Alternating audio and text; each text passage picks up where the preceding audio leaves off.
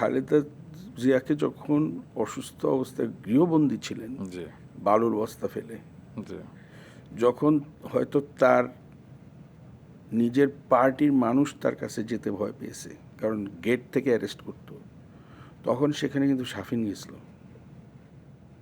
আচ্ছা মানে ব্যাপার হচ্ছে, আমরা বহু সরকার গেছে আসছে, কিন্তু আমরা কিন্তু কোনো লাভের জন্য কোথাও জি কথা বলি না। হ্যাঁ, আপনারা তো কোনো কমিটিতেও নাই।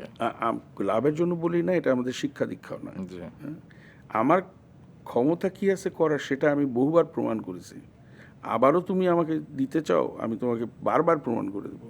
জি কিন্তু আমি ওই ওর কাছে গেলাম বিকজ আমার লাভ হবে, এটা জীবনে মিউজিকেও করিনি। কি জন্য গিয়েছিল,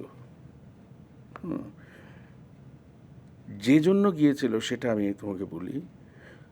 উনি ওনার সমস্ত অসুস্থতা সহ মা যখন মারা যান, জি উনি একমাত্র যিনি আমাদের বাসায় হাজির। জি কালিন্দী অ্যাপার্টমেন্টের জি, বাসা। এবং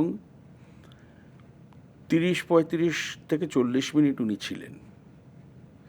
এবং উনি যখন ছিলেন তখন বাসায় মনে হয়েছে যে উনি আমাদের আত্মীয়রই একজন। মানে যেভাবে আমাকে, শাফিনকে, মাকে নিয়ে যেভাবে উনি তার স্মৃতিচারণ করলেন এবং আমাদেরকে যেভাবে সান্ত্বনা দিলেন, মনে হলো আমাদের পরিবারের কেউ। That was 9 September 2014। 2014।